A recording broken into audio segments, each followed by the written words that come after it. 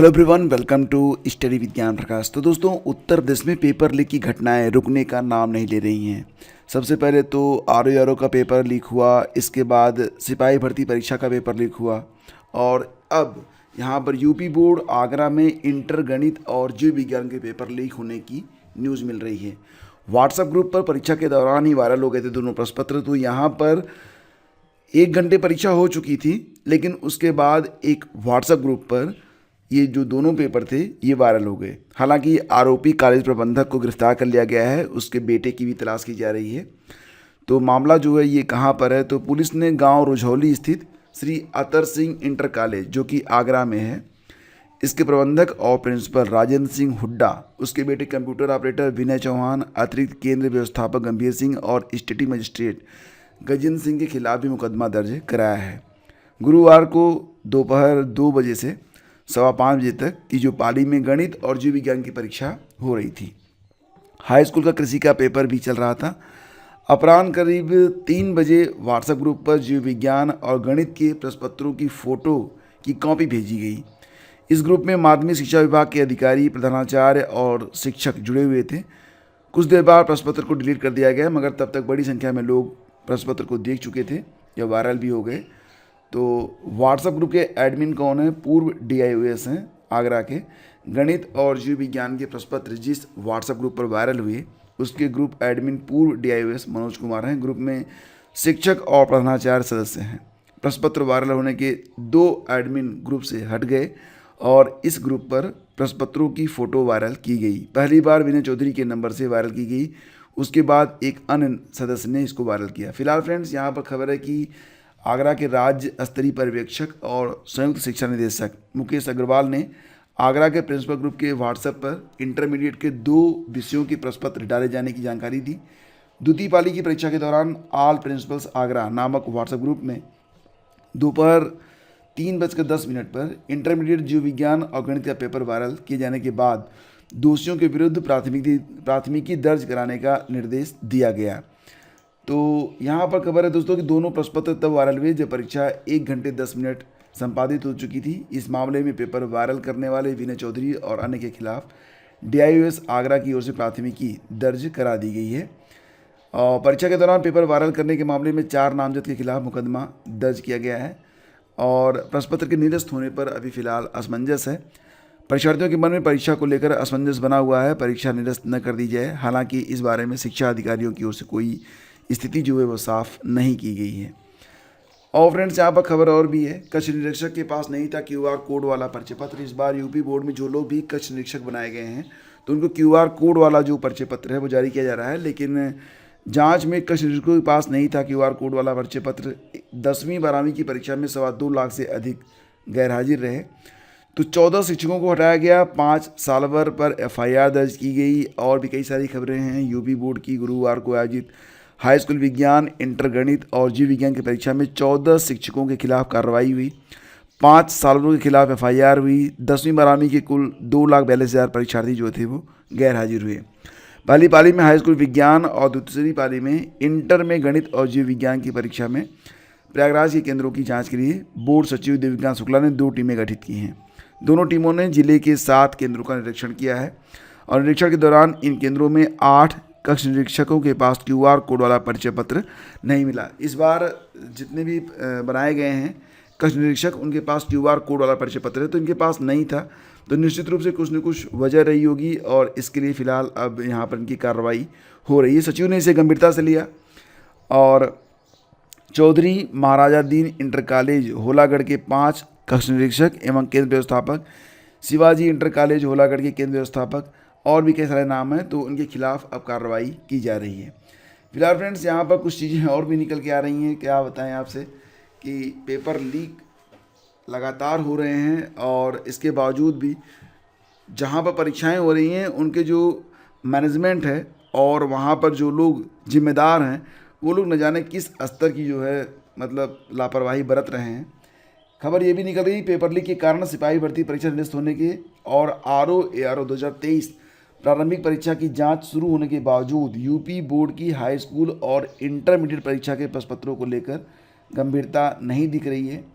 मुख्य सचिव दुर्गा शंकर मिश्र ने 24 जनवरी और शासन के सचिव राजा मौली ने 19 जनवरी को परीक्षा केंद्रों के स्ट्रांग रूम के बाहर सशस्त्र सुरक्षा गार्ड के तैनाती के आदेश दिए थे। इसके बावजूद पूरे प्रदेश के 8,265 परीक्षा केंद्रों में से कहीं भी यहाँ पर सुरक्षा बलों की तैनाती नहीं है।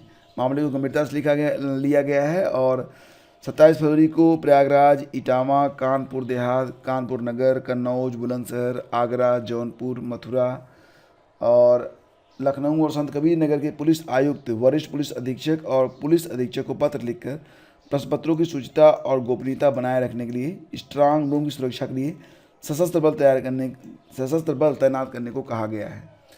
तो इस प्रकार की लापरवाही भी यहाँ पर देखने को मिल रही है। बोर्ड मुख्यालय समेत प्रयागराज, मेरठ, वाराणसी, बरेली और गोरखपुर क्षेत्रीय कार्यालयों से सीसीटीवी कैमरे की मदद से परीक्षा केंद्रों के स्ट्रांग रूम की निगरानी चल रही है ताकि कहीं कोई गड़बड़ी ना होने पाए। तो फ्रेंड्स, आगे बढ़ेंगे, बात करेंगे बिहार शिक्षक भर्ती परीक्षा 3.0 के बारे में, जिसकी एग्ज़ाम डेट आ चुकी है, या यूँ कहिए कि आधे परीक्षाओं की एग्ज़ाम डेट आ चुकी है। यहाँ पर प्राइमरी के लिए, जूनियर के लिए और कक्षा 9-10 के लिए अभी जो एग्ज़ाम डेट हैं वो आ चुके हैं। ये दोनों परीक्षाएं मात्र 2 दिनों में हो जाएंगी, 15 तारीख और 16 तारीख को। 15 तारीख को ये परीक्षा 2 पालियों में होगी। पहली पाली में जो परीक्षा होगी वो कक्षा 6 से 8 तक के सभी विषयों की हो जाएगी। दूसरी पाली में जो परीक्षा होगी इसमें जो कक्षा 1 से 5 तक के अभ्यर्थी हैं उनकी परीक्षा होगी। साथ ही साथ 16 मार्च को जो परीक्षाएं हो रही हैं तो हिंदी, बांग्ला, उर्दू, संस्कृत, अरबी, फारसी, अंग्रेजी, विज्ञान, गणित, ललित कला, नृत्य, शारीरिक शिक्षा, मैथिली, संगीत एवं सामाजिक विज्ञान की परीक्षा होगी और कक्षा 9-10 की परीक्षाएं हो रही हैं। साथ ही साथ अनुसूचित जाति एवं जनजाति कल्याण विभाग वर्ष कक्षा 6 से 10 कंप्यूटर विज्ञान, संगीत एवं कला विषय को छोड़कर सभी विषय यहाँ पर शामिल किए गए हैं। तो इसके लिए बाकायदा नोटिस जो है जारी कर दी गई है। नोटिस मैंने आप लोगों को पहले ही बता दिया था। तो ध्यान दीजिएगा कि बहुत सारे लोग पूछ रहे थे कि 1 to 5 की परीक्षा कब हो रही है। तो दोस्तों यहाँ पर देखिए 15 मार्च को कक्षा 1 से 5 तक की परीक्षा होगी सेकंड मीटिंग में। 2:30 बजे से परीक्षा शुरू होगी, चलेगी 5 बजे तक, ठीक है। और जूनियर की परीक्षा जो होगी ये भी 15 मार्च को ही होगी पहली मीटिंग में, ठीक है, 9:30 बजे से लेकर 12 बजे तक। और 16 तारीख को केवल एक पाली में परीक्षा होगी जो कि 12 बजे शुरू होगी, चलेगी 2:30 बजे तक। तो इसमें कक्षा 9-10 के सभी विषय शामिल रहेंगे, लेकिन माध्यमिक तथा विशेष विद्यालय अध्यापक पद के सभी विषयों के लिए ये परीक्षा हो रही है। अनुसूचित जाति एवं जनजाति कल्याण विभाग वर्ग कक्षा 6 से 10 कंप्यूटर विज्ञान, संगीत, कला विषय को छोड़कर सभी विषयों की परीक्षा होगी 16 तारीख को। तो शिक्षा विभाग के अंतर्गत वर्ग 11-12 के सभी विषयों तथा अनुसूचित जाति एवं जनजाति कल्याण विभाग के अंतर्गत वर्ग 6 से 10 कंप्यूटर विज्ञान, संगीत, कला विषयों की परीक्षा के लिए सूचना अभी प्रकाशित नहीं हुई है, ये बाद में प्रकाशित की जाएगी। तो ये नोटिस यहाँ पर लगा दी गई है, आप चाहें तो इसका स्क्रीनशॉट ले सकते हैं। दोस्तों, इसी बीच आपको एक छोटी सी न्यूज़ देना चाहता हूँ कि फरवरी 2024 का संपूर्ण मासिक करंट अफेयर की जो PDF है ये जारी हो चुकी है। तो पूरी PDF आपके सामने है, बहुत ही शानदार तरीके से इस PDF को लिखा गया है और निश्चित रूप से कुल मिला के इसमें देखा जाए तो मात्र 23 पेज हैं, यानी कि पूरा महीना कवर करने में आपको आधे से 1 घंटे लगेंगे। और अगर आप 2-4 बार इसका रिविजन कर लेते हैं तो पूरा फरवरी आपका जो है कंप्लीट हो जाता है। ये जो PDF है इससे आपको शिक्षक भर्ती परीक्षा के साथ साथ UP PCS और आने वाली अन्य सभी प्रतियोगी परीक्षाओं में आपको निश्चित रूप से फ़ायदा मिलेगा। और एक बात और भी आपको बता दें कि ये PDF अगर आप पढ़ रहे हैं तो आपको कुछ और पढ़ने की आवश्यकता नहीं है। हमारे 6 महीने के और 12 महीने के जो PDF हैं ये भी आपके लिए उपलब्ध हैं। अगर आप चाहें तो वार्षिकी या फिर 6 महीने की जो कंबाइंड PDF है उसको भी आप परचेज कर सकते हैं। तो अगर आप मंथली लेते हैं तो आपको बता दें कि फरवरी के लिए जो पूरी PDF है ये जारी हो चुकी है, लिंक वीडियो के डिस्क्रिप्शन में है। आयोग ने अब तक नहीं कराई FIR, उठ रहे हैं सवाल। अभ्यर्थियों के साथ पूर्व IPS अधिकारी ने भी साक्ष्य भेजे हैं। तो परीक्षा निरस्त कराने की मांग को लेकर अभ्यर्थी जो हैं वो लगातार प्रयासरत हैं और प्रदर्शन कर रहे हैं। साथ साथ अभ्यर्थी ये भी कह रहे हैं कि क्योंकि UP PCS की तैयारी में भी उन्हें बहुत सारी दिक्कतें आ रही हैं और ये डेट भी पोस्टपोन होनी चाहिए, यानी कि UP PCS की परीक्षा जो कि 17 मार्च को होनी है ये आगे जानी बहुत ही ज़रूरी है, क्योंकि अभ्यर्थी इस समय मानसिक रूप से बहुत ही परेशान है और इस परीक्षा के लिए तैयार नहीं है।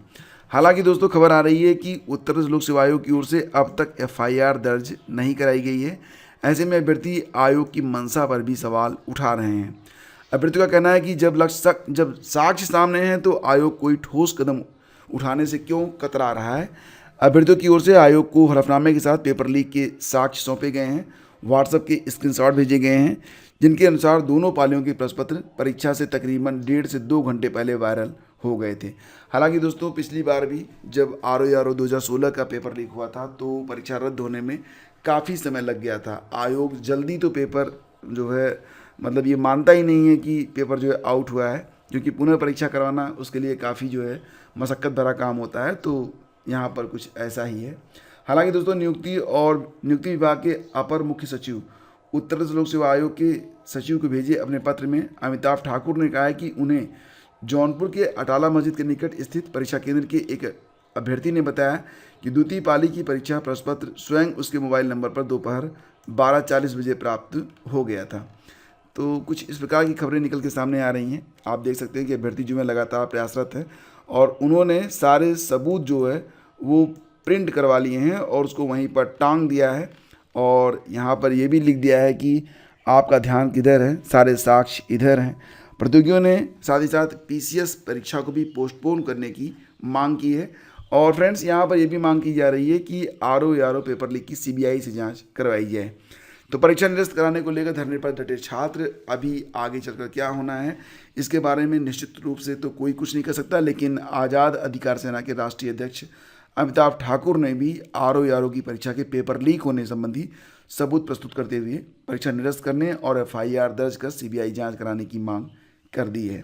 तो अपर मुख्य सचिव नियुक्ति विभाग तथा लोक सेवा आयोग के सचिव को भेजे अपने पत्र में पूर्व IPS ने कहा कि उन्हें जौनपुर के अटाला मस्जिद के निकट स्थित परीक्षा केंद्र के एक अभ्यर्थी ने बताया कि उसके मोबाइल नंबर पर जो पेपर था वो 12:40 बजे प्राप्त हो गया था। तो ऐसे कई सारे साक्ष्य अभ्यर्थी लगातार दे रहे हैं शपथ पत्रों के साथ, लेकिन अभी भी परीक्षा यानी कि परीक्षा को स्थगित करने और पुनः परीक्षा कराने के लिए आयोग की ओर से कोई भी संकेत नहीं मिल रहा है। मिलते हैं दोस्तों आपसे अगले वीडियो में, तब तक के लिए आज्ञा दीजिए।